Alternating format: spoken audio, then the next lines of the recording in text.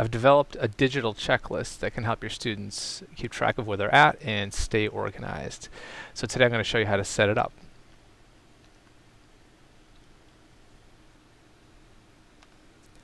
So the checklist itself is based on a spreadsheet. It's pretty simple, nothing too revolutionary in its basic functionality. You just check off boxes, things get grayed out. All right, little space over here for helpful resources and hyperlinks and things like that. The real power of this spreadsheet comes in when you make a copy for every student, say using Google Classroom for example.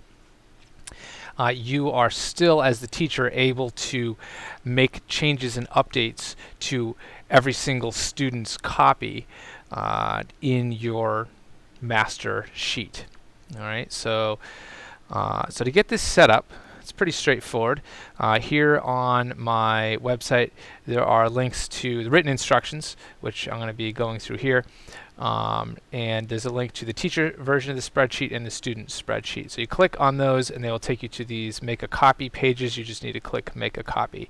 And then you end up with two spreadsheets that look almost the same, just colored a little differently. The teacher one is got the yellow background with the purple, and the student one has the blue. So what we need to do here is, first off, you want to rename these things. All right. So what I would say is assignment 2, or whatever the name of your assignment is, checklist, and then leave the student in there so it's easy for you to differentiate between them. And same for the teacher. All right. Now on the teacher spreadsheet, you need to change your permissions. So you're going to click the share link up here. And down here, change this. And if you want, probably the best, safest option is anyone with the link here. Done. Okay, good. Now we have a little bit of setup to do.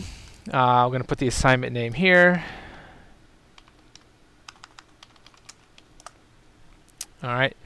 And I recommend that you, if you have digital instructions, I would recommend that you update this hyperlink. All right, sometimes students see this list as the instructions, where in my case, generally I give a Google Doc as instructions that has a lot more detail. This is just simply for them to track where they're at. So I like to put a little link in there to encourage them to look at the instructions document as well. This is already hyperlinked, but if you click on this cell and hit Control K or Command K if you're on a Mac, you can update the hyperlink in here. So you just plug in the URL to your actual instructions right in there, and then click Apply. All right, then you're going to plug in whatever steps you want in here.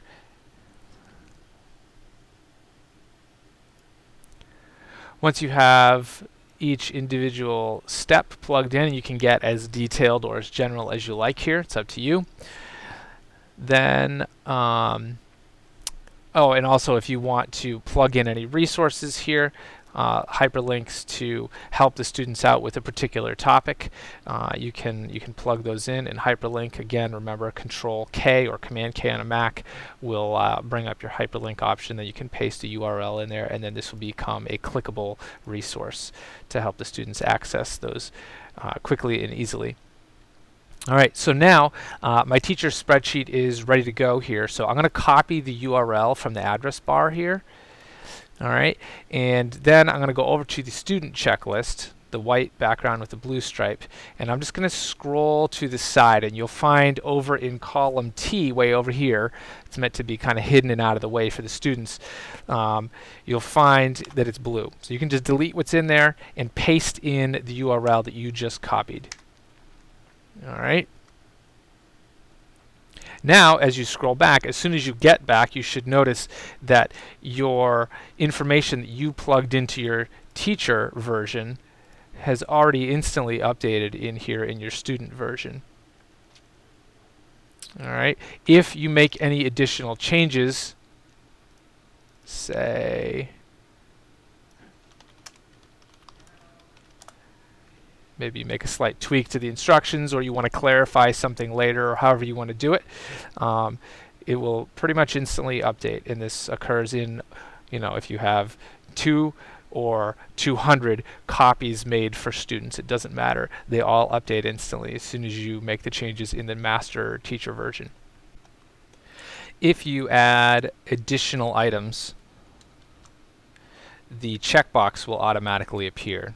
If you remove any, it will automatically disappear. And that also applies on the student version as well.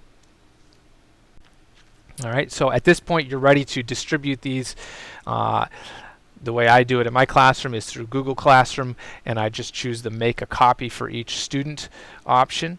And that way each kid gets their own, so that nobody else is checking things off that they're seeing. They're only seeing the things that they have checked off. And any updates that you make will appear right in there. All right, so that's pretty much it. It's really handy, I find. Works great as an accommodation for kids that need some kind of a checklist or tracking device to keep track of where they're at on their assignments, things like that. But I honestly, when I use it, I just give it to everybody, because I find that a lot of kids that don't have IEPs will use it as well. I just think that they find it handy. So hopefully you find this useful. If you have any questions, you can email me, and check out my website at teachertechsupport.blogspot.com for more cool tips and tricks for teachers.